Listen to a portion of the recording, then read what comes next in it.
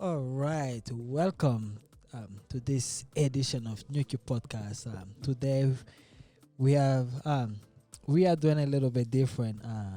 We have a privilege to have someone that you guys are going to discover in this interview. Someone who's going to interview us instead. I think you guys have used to us interviewing people, but we are going to be the one answering the question this time. Yes. And we are here today.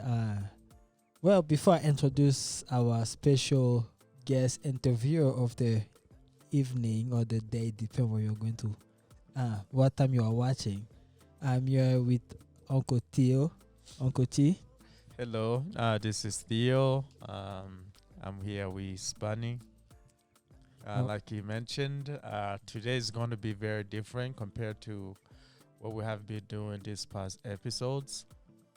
This time we won't be the one asking questions; it will be the one being asked questions. Yes. Yes. But I think it will be also nice to, when we introduce our host or our interviewer, why we decided to do this way. Yeah. It's not just somebody that we we picked up from out of nowhere, but somebody that's interested in something, and that's why we decided to do it that way. I won't say what, but hopefully he'll be able to tell us why he chose to interview You want us. to go a little bit into his background, or you want him to do that? He will do the background because I want to do justice to his background. I don't want to miss out anything or misinform people. All right. Yeah. Walter, welcome. Welcome to Nyuki, Walter. Thanks for having me. Yeah. Thanks Well, very much. Mhm. It's a privilege to be here. I want to interview you because I know you have stories. Everyone has stories, but Yes. I think you have some really important things to share about being not only an immigrant but the refugee from some of the problems that are plaguing the Congo and Burundi and the surrounding area. Yeah. So I got started doing Immigrant Stories 17 years ago in Glenwood Springs to try to tell a story of the new immigrants who were Latinos. And the idea of the story was to help people understand the humanity. It's harder to objectify a person if you know their story. So storytelling is really powerful, as I've learned from sitting with people who I didn't know when I first started with them. Walk in and we're strangers, and when we leave, we are much closer. And I think that's true of storytelling. It's powerful, and it can make a difference. And I think it does. I think people are less likely to treat other people as objectives and understand them much better. So one of the things that I did in Glenwood Springs was not only tell the story of the new immigrants, but to talk to some of the people that I've known. I grew up in Glenwood Springs, so I knew a lot of people who I knew. We had a large group of Italians who came into the area back in the late 1800s, early 1900s. And they settled, and they did a lot of the work that the next generation of immigrants did. So by telling the old stories and the new stories together, I think it helped those that had been around for a while understand, that's not that much different than my grandfather's story. Yeah. So I think that's an important thing. I think that's part of what you guys are doing too, is to shine the light on members of your community and let people know, the people who are making a difference in the African immigrant community. Yes. Questions of me? And you mentioned that you have been working on the story of immigrant for 17 years now. But overall, for our viewer, how long you have been in broadcasting industry? It wasn't anything that I knew much about. So when I got interested in trying to tell immigrant stories, I went to the local radio station, and they helped train me. Oh, nice. It's a community access radio station. KDNK is one of those jewels. Community access radio is a great part of our democracy. You know, where people can come in off the street and like me and with an idea and end up with a program. So thanks to KDNK for all that they did to make it possible, and they've helped. They've run the program for 17 years. Nice. Oh, nice. That's really nice. Yeah. So, story of immigrant. All right. Well, my father was an immigrant from Scotland, so he came when he was a baby. And so that's another aspect of my history that has made me sensitive to the immigrant experience and the immigrant story. And I know that you came from the Congo. Yes. The Democratic Republic of Congo. Congo. Can you tell me a little bit about what it was like growing up there? Wow. I would say Congo, back then, it was way different than what it is now. It was much more calm and quiet, I would say safe than what we have been experiencing for the last couple of decades. What year were you born? 1991. Okay. Yeah. So things were just things had changed. Yeah, things in has 1960, changed. right? 1960, yeah. When Lumumba was there. Yeah, when in that short time that he was there. he was there. Yeah, I think even though he was assassinated and moving forward to Mobutu's taking control and taking over the country, I would say the country was much better compared to what we are looking at today. Based on history and what my parents have told me, that back then, at that time, they were able to attend to school safely, eat 3 times a day. People are working. The country was saved. Even though he was a dictator, but the economy was stable, and the country was it was secure. Like nothing was going on like what we have been experiencing. Did you grow up in the country? Were you in a city as a kid?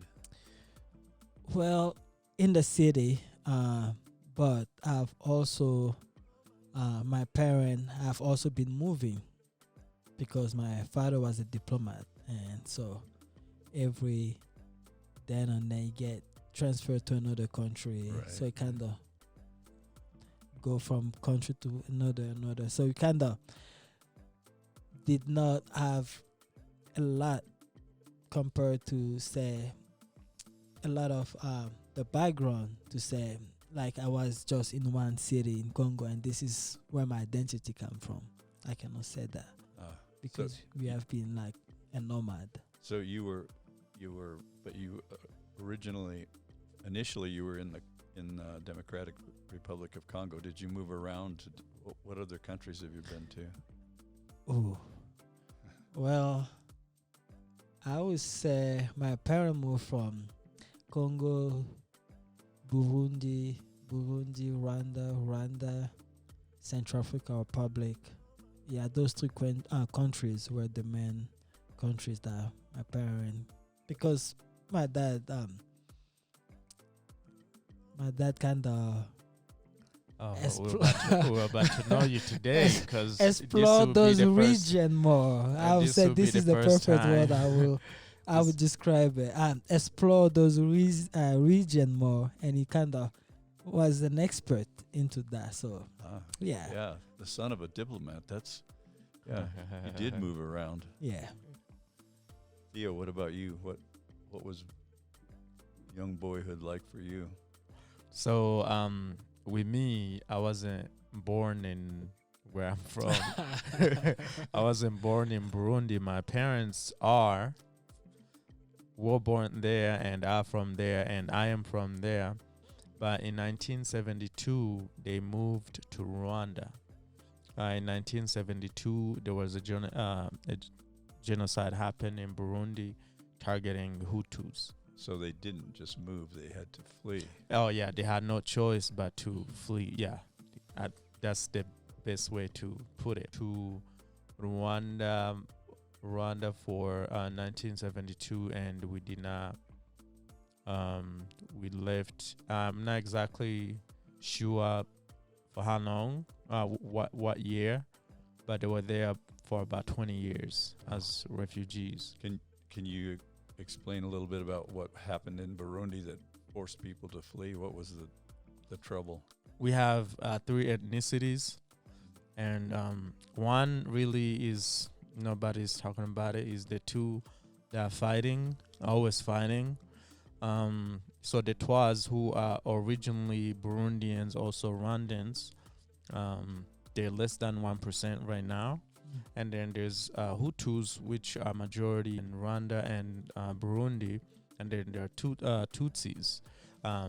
So in 1972, the Tutsis were the one in power, and then I really don't know exactly what happened. But there's the stories are there, and I can't get into that right now. But basically, those in power who have power to eliminate the other people that did not look like them.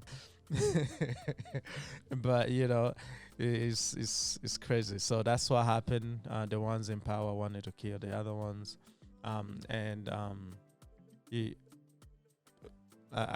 sure they have their own defense why they want to do it. But you were born in Rwanda. Yeah, I was born in Rwanda in 1993, right before the genocide in Rwanda. In a refugee camp? You were in a refugee camp? I was born in the city, but my parents lived in the refugee camp. But then around that time, 20 years, you get used to the country. You be technically a citizen, even though you're not a citizen. Now they still knew they were Burundians, they were refugees, but they were conducting business as if they were. Yeah. Wow. Spani, what was going on in your time in 1991? Things were starting to really change. Yeah. I think it was we started, but based on history and what I've heard, we started seeing what do you call a change of new head of state across the whole African continent. And I think it was more that the Western society got tired of Mobutu's reign because he was in power for nearly 32 years. And I think it was time for change. And they ended up took him out. So when they did that, everyone that was involved or who had a close maybe no relationship, but I would say a close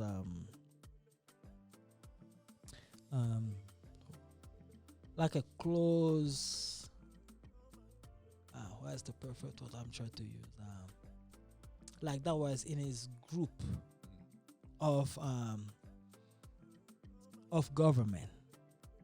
So a lot of the people that were who has access, I would say, let's put access to classified document or high ranking inside the government.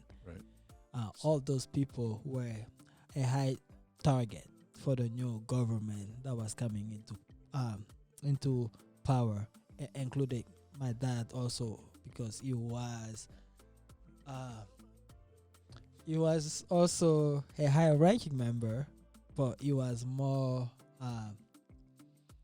as a diplomat, that would be his undercover identity. Oh, So, okay. knowing a lot, and so he was also a target for the new government when he came in, and he was one of the people that they end up going after as well. So you were just a baby at that point, right? I mean, how old were you when your father started to realize that it was going to be different for him? I would say,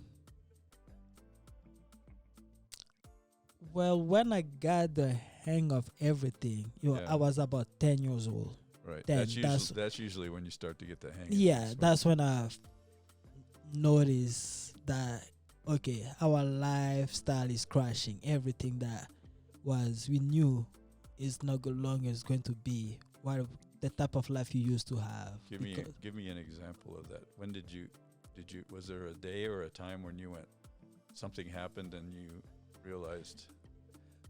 Well, I would say it's all started, okay, let me say it this way. As a diplomat, you are in a different country. In order, if let's say your job is over, your government has to get you and your family to take everybody back home. Right. But that didn't happen in case of my father. So we were in Central Africa Republic. Then he got a letter of termination. Oh, so it was just like he was supposed to just take care of himself. Yeah, so he kind of got left out. He there. was abandoned. Yeah, so that was the first. Yeah, that would be that happened. An eye opener. Yeah. So the whole family was in turmoil then. Yeah. And afraid. Mm-hmm.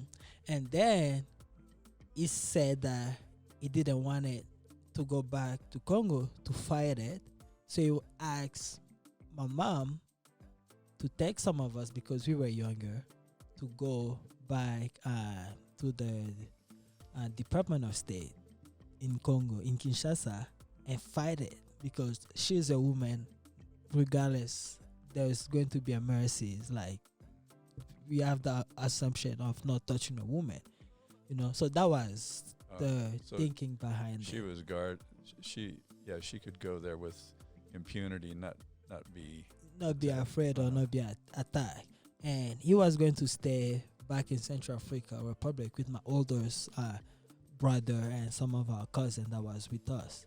Right. So as we were going, there was an operation that came of military group that came from Congo to Central Africa Republic, arrested him there as we were, and they flew him back to Congo. And left the family. Yeah, left the family without a resource or with nothing. So when we got to Congo, no one knew where he was. Even the people in Congo, his family member in Congo, didn't know that he was already back in Congo. So you're 10 years old and you don't know where your dad has been taken. Yes. But when he got there, he was put underground in prison. And one of the, I would say, of the prison employer knew my father, and he kind of snitched. So he gave your father. He gave the information that this is why they're hiding him, and he was with another person there, and he begged that his identity and his name not to be revealed because his life would be also in danger. So, do you have brothers and sisters? Was it a whole who was part of the family that was going through this with you? All of us were we were going to that, but it would be my third older brother, my sister, myself, and my younger brother and my little sister. So the two older ones were the one that remained in Central Africa because they were already adult and they were in the age of where they can take, you know, they That- can be seen that's as a threat. really intense. Yeah. So yeah. So and to the second part, that when he got released, he told us that Congo was not safe, that we have to leave. We end up fleeing Congo in middle of the night to cross the river to get to the other Congo Brazzaville in the middle of the night. So yeah. Who helped you? Did you have people? Who helped us? No, I don't need names. I've just Yeah. You had people who were helping get you across. We do, like I said at the beginning, that my dad has an identity of, so he kind of had, Yeah, he was living another part of his life. that yeah, you don't he even kind know of about. had people that he knew that were inside the custom border. That's how I can. Oh. So So he could approach He custom could have- agents and yeah, they would. the one that they knew each other to kind of get my family out of and all these things, because So did he make it out? Did he? he did not. Sorry. Yeah. Oh, Yeah. That was that's the sad part about that whole situation, because that was the last time we all saw him. So sorry, man. yeah.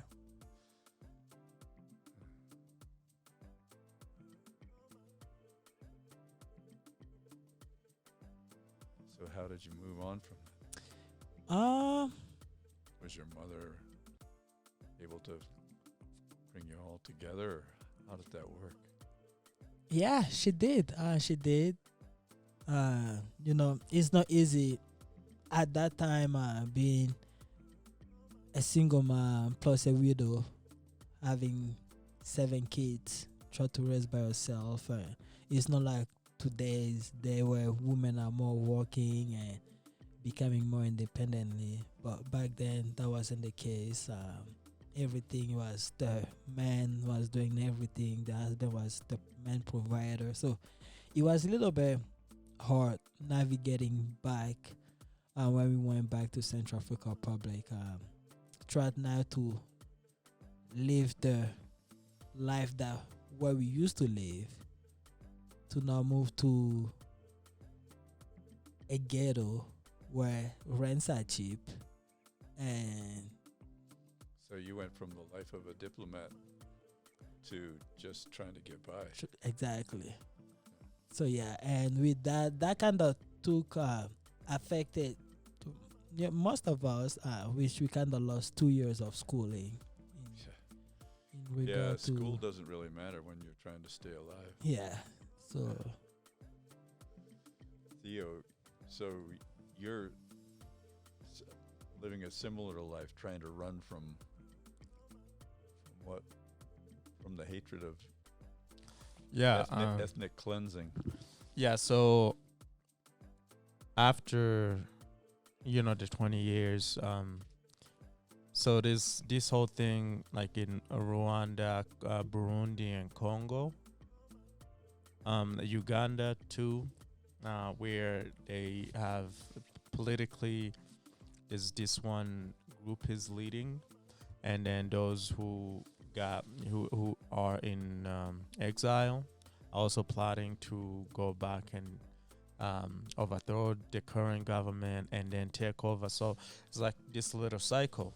So Burundi and Rwanda is like either one, in Rwanda the Tutsis leading the country, and then in Rwanda the Hutus are leading the country, or the Hutus are leading the country in Burundi, and then the Tutsis are leading the country in Rwanda. So is always there. I have in both, especially those two countries, there's never where the one ethnicity is both running the country at the same time, either Rwanda or Burundi. And in Congo is the same thing, but I don't think it's based on ethnicities. Also in Uganda is the same thing, ethnicities, or I would say tribes. And so when my parents left in 1972 to go, not left, but when they flee, trying to escape, the Tutsis were leading the country then, and then in Rwanda the Hutus were leading the country, and then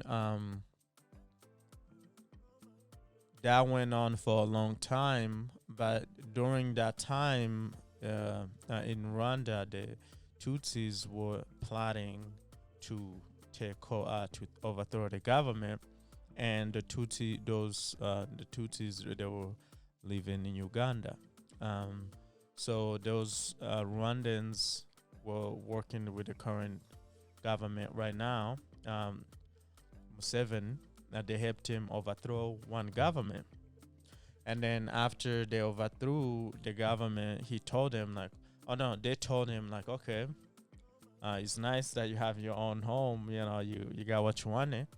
And it's nice that we have really nice positions in your government, but we want to go home.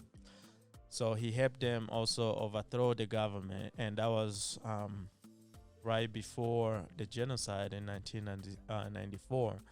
So during that time, the government and at the time called rebels were fighting back and forth. So my parents, we along with others, they knew like something bad is about to happen. So I was born during that time. Yeah, you were born into it. I was born into it. I was actually born at the camp, the soldiers' camp in Kigali. Camp. Yes, soldiers' camp. What year was that? 1993. So that's like Just few as- months Few months before. before Everything starts everything. to crest. Yes, either a year or a few months before every. So Right. my parents Your knew. parents are terrified. Oh yes, Your mother in particular, who's pregnant with you, and yeah. On the way to the hospital, and then right by the soldiers' camp, and then also in Burundi during that time, there's that's when they were about to elect the first Hutu president. So it was crazy. They knew like, okay, we can't stay in Rwanda, even though we are going to Burundi, because there was also this thing like, okay. So my parents went to Burundi, and then my mom stayed in Burundi with us. But my dad continued, and he went to Congo, because he knew as soon as they elect this first Hutu president in Burundi, something is going to happen. Which happened. They killed him. He didn't even spend, I don't know how many months as a president. oh, really, Yeah, and then so after that we went to Congo, and then after that we spent about 2-3 years in Congo, and then 19. So how old are you then? In Congo, how old were you? So in Congo I was either 1, 2. I was 2. So we went. I was still 1, and we left. I was 2 or 3. So it was just a series of moves to stay alive, to Yes. have your family safe. Yeah, and then so in 1996, and after 1994, then the genocide has happened already in Rwanda, and then the government, which is the government now, they were like, okay, we're going to go against those that committed genocide, because the genocide, the target were Tutsi in Rwanda. So you kind of reversed. Also, during the 1993, the president, including others, this time they were killing each other. Yeah, so so after the genocide, the current government went after those that committed genocide in Rwanda. They went after them. Yeah. So my parents were like, it's also not safe to be here. So and then they even that it was a journey. We didn't go at the same time. It was another journey. I remember. One thing I never forgot is one of I call her my grandmother, who's the mother to my auntie, the wife of my uncle.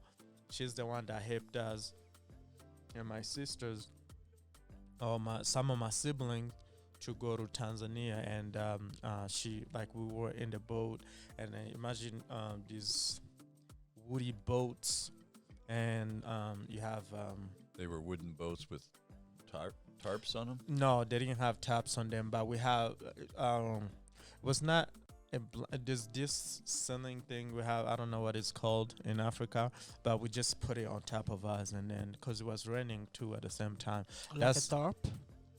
It was a tap, but those tap that you put in the house. Oh. Yeah. So we put him. So then I was 3. I was 3 years old, and I still remember that as going through Lake Tanganyika, going to Tanzania In the rain, Yes, trying to find someplace. trying safe. to escape. Yes, but then cause so all there, they also had a strategy of, okay, we cannot be in the same area, we cannot move at the same time. So my dad went to Tanzania first, just like he did in Congo, because there were targets, of men. Like, as a man, you had to escape a way. You couldn't be with your family, so you had to find a different way. But a child with their mother. Actually, with that, with my younger sister, she was literally born then and there, and then they start hitting shots. So, in the middle of when things started. My mom is giving birth to my younger sister and start hearing shots. So before They haven't cut the umbilical cord. she's carrying her, running, trying to escape. Really? Yeah. Jesus. And you're. I was 3 then. Yeah.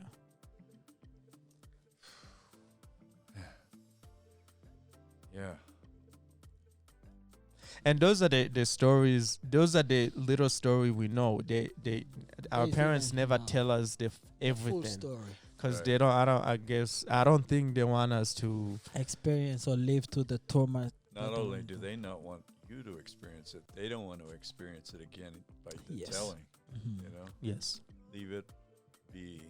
Where it has been. Yeah. I'm so sorry you guys had to experience that as young people. Yeah. I mean, for me, I wasn't 10 like him, because I'm sure he has a lot of memories. With me, I don't remember much. Most of the things that I know is You're probably lucky you were younger. I'm very grateful I don't remember anything. Yeah. Spani, when did it start to feel like you were safe? I mean, you were then trying to just get by, and your mom was trying to keep you all healthy and alive. Yeah. I would say when we made it to Central African Republic to reunited with the rest of our siblings that were there, I think that's when we knew that, okay, all of us are here, but our dad is not here. And to say when did we feel safe, I would say maybe until, I would say after he passed away, and when Kabila the father was assassinated. How did you know when he had passed? Did you get word? Well, at that time, there was a way of communication, but it's not like what we have today. It was like you have to make an appointment to a call station, and yes, in French they call it phony. So so it's like, let's say here I have a network, a way to receive call and make call in all the part of the country. So here I come in and I pay that, hey, I want to request on this day, let's say on Wednesday, I want to talk to so and so at this time in this country. And then we arrange that and send a message out there. And to get that person that on Wednesday at this time, you need to come to our station, so and so want to talk to you. So even when it was my dad was sick, we didn't knew because lack of communication until when he passed away. Then we end up hearing the news maybe a week after he passed away. That's when we got the news in Central Africa Republic. But you're not really ever sure. Were you sure how he passed? You said he was sick. Was it because he was poisoned inside the prison when he was arrested? So yeah, it was one of those poison that kind of take time. So for him, I think within 6 months period, that's when everything happened. The moment he got arrested, when we got to Congo, a month and a half later, and then my mom put a lot of pressure. He got released. When he got released, he wanted us to leave right away. Didn't want us to stay, but we managed to at least spend I would say a month or two talk with him before the plan to escape was executed that middle of the night. And he was too sick to he couldn't go with you anyway. I don't think he knew, or no one knew he was sick, because when he was released, he was under heavy surveillance. He couldn't go anywhere. So they were following him. There were people camp outside of our house just following his movement, because like I say, he was really a high-ranking person of interest in terms of security and all these things, the region. So he kind of knew a lot. He was a marked man. Yeah.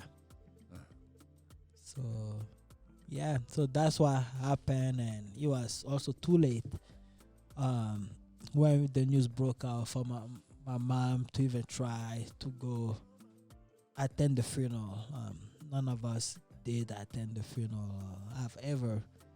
Well, it's probably pretty dangerous, right? I mean, to at that time, I would say the younger we would have been okay, but I think my brothers would be. So the older you were, the more you became. And that's why most of us, we do not have the same last name. So by design. But yeah, so it's all. Yeah. So that you wouldn't carry your father's name because. Yeah. So if they start looking for who are your kids, you don't have the same last name with your kids, type of deal. Because from my older sister to my younger brother, we have different last name compared to my 3 previous older brothers. So how long were you in this state where you were trying to stay alive and stay safe? In Central Africa Republic, we stayed there for a long time. After everything happened, we stayed there until I was 17. So for 7 years in Central Africa Republic. How did your mom engineer your move from Africa to the United States? Was it her? It was her, because when my dad got arrested in Central Africa Republic, my mom went to what do you call it would be UNESCO. I think there's UNICEF. There's all those international agencies that were there to raise awareness to this situation. How can a diplomat in a foreign country and also a foreign troop come out of execute and arrest in? So it was kind of there was a lot of I would say plot from the Congolese government and the Central Africa government as well to kind of make that happen, because we all know a foreign army to come in and execute and arrest in a foreign country, it's a top level classification, phone call, approval to allow that plane to land it and coordinate. This is where the house is. Lots of other lots countries. of like. There's all those things that when we think about it, and you just look what it meant to be a diplomat, and when you start going down along the line, you can see it wasn't just anything or light situation. It was something that was heavy, involved from the people in top in Congo, Congolese government with the Central African government. It was kind of connected. Well, and we know from studying history that in the 60s and 70s that the United States, for example, was heavily involved in that area. Yeah. And engineering some of these. They were part of the Lumumba assassination. So there's other people in other countries who want to control what goes on. Them. Yeah, so that was the beginning of it. And when she went to those international body, and I think it was a coroner there that kind of told her, openly told her that I understand what you are going to, like, there's nothing that we can do. It didn't come from us. It came from higher top that is above his pay grade at that time. But he kind of told her about to apply for there's a name for immigration or the lottery. Was it part of the lottery at that point, or no? Our first attempt to asylum seeking was to go to Netherlands. That was the first one that we applied, and we didn't get that. So your mom started looking for asylum. Yeah. Given what had happened to you. Because we couldn't go back to Congo, and you also didn't have a country. Yeah, exactly. So that was our first one. We didn't get it. Then second one, I think it was Canada. We didn't get that one either. Then the third one, it was United States that accepted us. Then, yeah. Theo, what was your chronology? How did you make your way? I mean, your dad was always sort of one step ahead. Tell me about him. How did he know to engineer these moves? With this one, I don't think he did, because when we went to the camp and settled in Tanzania, that's when some of those international agencies took notes, like, how many people are in the camps and when did you get here, how did, they kind of gather all the information. And then, so they decided those that left Burundi in 1972, having been gone for that long, they don't have anywhere to go anymore. Even if they did have anywhere to go, I don't think they have any plots or any place since 1972. So they picked those names, and then that's how we got here. Those that left Burundi in 1990. Oh wait, those that flee Burundi in 1972. Really? So those people were high priority. Yes, those people were picked to come here. before that, a few years back, there's some other countries, like if my dad was home at the time they were looking for him, would have been, I believe, in Sweden, but he wasn't home, thank God. But so after years later, then because also the camp at Tanzania got to the point where they kind of got tired of keeping refugees, because if you go back, those camps now are closed. Right. Yeah, so they would, okay, can you go home? You can't go home. So I think that's how, it happened. Like, okay, there's nowhere these people can go. And then I think the UN and then all that international agencies. So your stories are similar in that regard. You were without a country. You couldn't go back to a place because it wasn't safe. Yeah.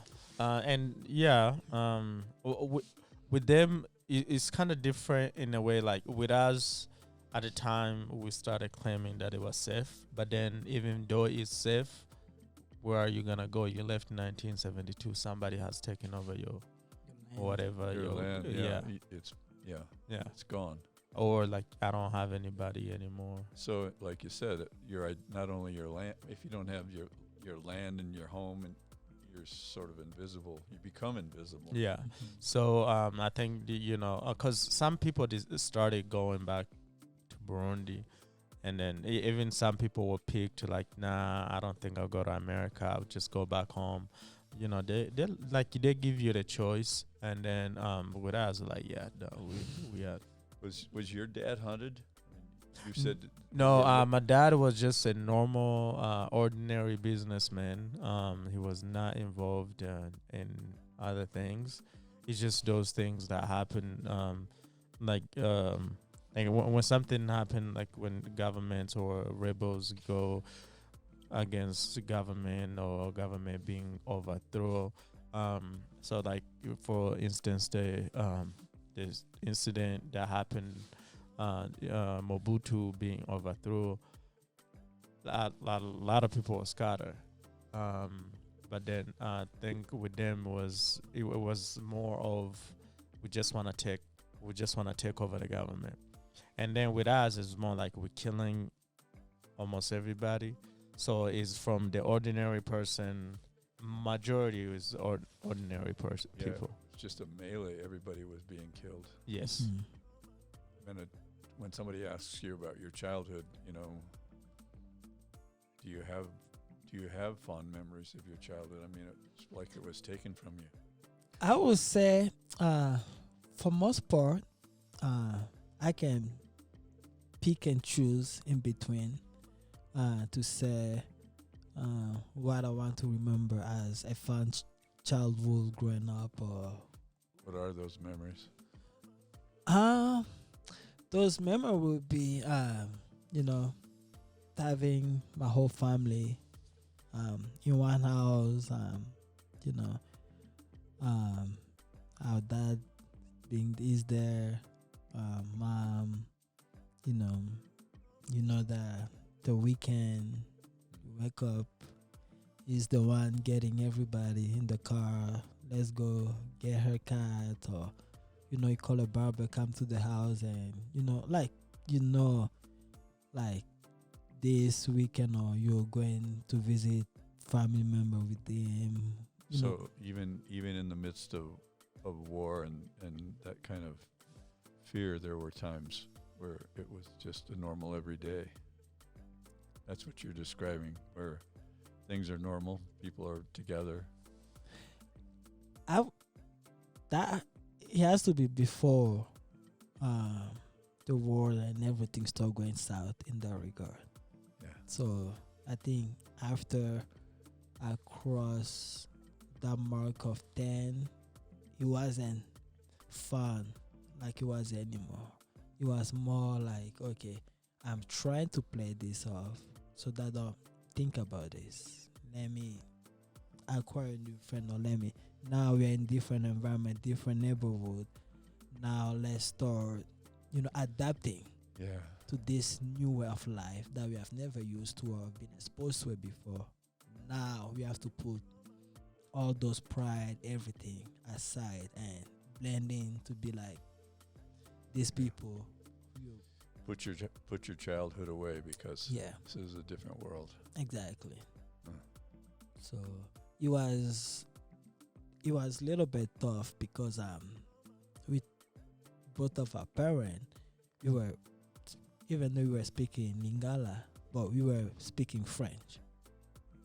So now you transition now into this new life. Now you have to speak Sango because a lot of the kids do not speak French. So now you have to meet them at their level. So it was a little bit challenging, but thank God we adjust and we blend in. And Children do. It's amazing what children have to yeah. adjust to. Mm-hmm. Theo, were you able to have a childhood at all? I mean, you described running from gunfire while your mother's cutting the cord on your little sister when you were 3. I don't know. What do you do after that? So, like I said earlier, thank God I don't remember any of that. But so 99% of what I remember was in the camp, refugee camp. So from 1996 to all the way to 2008, the beginning of 2008. So about, I'll say 12 years. Yeah, something like that. I mean, to now that's all I knew. Right? So it was normal to me. Playing with friends, going to the market where my dad worked, going to the farm. These in the refugee camp? Yeah, now we are all together. We other than some sibling, but like now parents wise and some of the siblings we are all together now. Everything is normal now. And we're in the refugee camp where there are Burundians in there. So we just it was normal at the time. I didn't know how we got there, but it was normal. And but I had a little. The only difficult time I had like in the beginning of my childhood is because, like I said, I was born in Rwanda, and so then I spoke Kinyarwanda. So and Kirundi, they're kind of similar, but when you know those two languages, you know the difference. So when we got to the camp, and 99% of the refugees are Burundians, and the children, everybody, and I'm speaking Kinyarwanda on them, and they were just making fun of me as if I don't know how to speak Kirundi, because they, like I said, they're very similar. Like, what kind of Kirundi is that? And then and that's how I became an expert to speak Kirundi now. But that's the only difficult thing I can remember. But at the time, even now, like, that was so normal to me. Yeah, the fact that you used the word normal in the same sentence as a refugee camp. Yeah, that was normal. It was normal. I didn't start questioning things like, wow, until I spent a few years here. That's when I started looking back like, wow, like there's other people that are living a certain life where you think I don't think it's fair. Right. But it's reality. How old were you when you started to reflect on what you'd been through? So 5 years ago, I'll say. Yeah, it took me a while. Yeah. Yeah. That was like a lifetime in a way. Yes. When you experienced that kind of profound. Yeah. And then when I went back, when I went to Burundi in 2022, and there a lot of people living in those conditions, and seeing how life shifted is I still don't understand it. Yeah. What was that like to step back into that world? You must have been overwhelmed with emotion. I was, but the weirdest thing happened. It was I was like, wow, I'm home. like I say, like it was normal. Like you go to certain places and like, wow, I'm home. But you also know like this is not fair to these people. Yeah, but to say that was home. Yeah. To have conjure up that feeling, and you're in a refugee camp. Yeah. That really messes with your head, I would think. Oh yeah. Yeah. So, when did you start to feel? This is a question for both of you. When did you start to feel after you came to the United States? Did it feel like you were finally somewhere safe, or was it still reflected? The life that you just left was reflected. I would say we were excited when we got accepted to come here, because it was a way for us to kind of leave everything that happened behind and moved on to a new way of life and continue moving forward. And when we got here, I would say it was kind of a safety net for us. It was kind of like, okay, we don't have to look after our shoulder anymore. We don't have to worry about things like we used to. That didn't happen overnight, though. I mean, I would imagine. Yeah, it didn't, but it was much more better, much more safer now. It was more, okay, I can go to school without worrying that this month you're going to get kicked out because you didn't pay fees, or you are not going to be able to allow to sit in class because they have to come call your name, that give you a paper, go tell your mom to pay this X amount before you can come in and take it. Yeah. And being humiliated because you were poor. Yeah. Right. So there was that, also knowing that, also just knowing that, okay, now this is a future, like, it's now time to focus in school, because with everything that happened, we lost some years, so now let's cut up and focus in school and move on and try to do something better with our life. Yeah. What about you, Theo? I was very naive, from what I remember. Uh-huh. But I also knew this country was better than where I just came from, and I had this thing, this thing I'm sure a lot of people have experienced it, like, people that came here as refugees had this thing like, wow, now I can do something about my country, which I was very naive. So now in the United States, I can do something that will eventually serve my country. That's what I thought at the moment, at the time. And then the goal is, okay, I'll go to high school. Even like after high school, you work, even though you're not making a lot of money, is way more than where you just came from. So you can literally send a child to school for a whole year, just a few dollars. Yeah.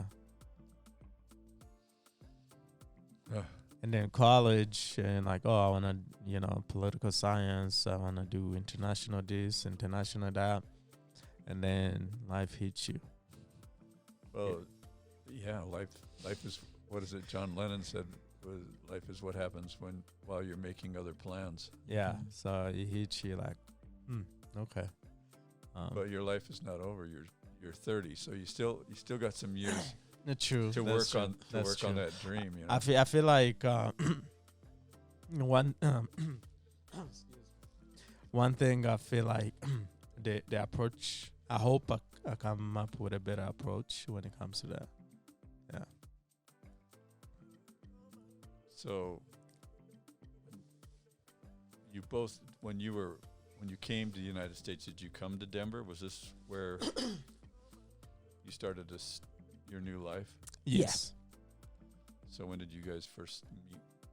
High school, the first year in the United States. So the first few months. So both of you come from this shell shock of an experience And Yes. when did you start sharing what had happened to you, or was that something you even talked about? So it was interesting. We never share it. I mean, some of the stories we talked about it, but like after like Maybe 2 after 3. college, Yeah, we so got married. and that's because I'm asking questions. But then it's like there was this weird feeling like we just thought we knew each other, and we never asked questions like, oh, where you come from. Like we knew like, oh, you come from Congo, but it's like the story like, oh, how did you get here? It never occurred to well, at least for me, to ask somebody. I just felt like I knew the person. Mm-hmm. Was it something you didn't ask? Was that part of it, that you just left it alone because of what you'd been through? Yes. Yeah, and I think a lot of us do share that similar background of those type of event, whether it happened the same year or different part of continent you were, kind of, especially in those region of eastern part of Congo. A lot of the things that happen tend to happen in the same period of time. Like, so it's like if you are living Congo, then Rwanda is hitting, then Burundi. So it kind of is following each other. So if one person say I'm from Burundi, you automatically know, okay, probably you went to what happened in Burundi. If someone say I'm from Rwanda, you automatically assume and know that you went to that to come here, and you came from Congo, but you're from Rwanda. Okay, now I know why. So you automatically know all those stories. So in a way, yes, I don't necessarily want to open that door for you. exactly. It's not my business. Yeah. Yeah. I mean, now I understand why. Well, thanks for telling me, and I hope I didn't cross any boundaries by. Oh no, you No. didn't. And actually, this is the first time we have friends. We have friends that we've known for years, and I'm sure this is gonna be the first time they hear Yeah. majority of the stories. Mm-hmm. Yeah. Wow. Well, I'm overwhelmed and touched, and sorry that you had to experience this. Yeah. Well, I guess I would just encourage you to use this vehicle to model and to bring people who feel comfortable and courageous enough to talk about some of these things. Yeah. Yeah. Thanks for having me. No, Yeah, thank you, you. Walter. Hopefully next time we'll be asking you questions. No, that's why.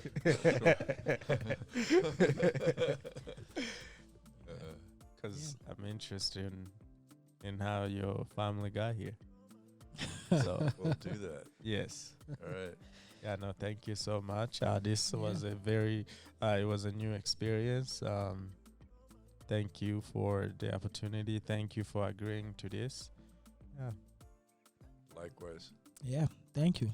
Really needed it. S- Think the that was viewer and the listener a free will therapy benefit from session. this. No.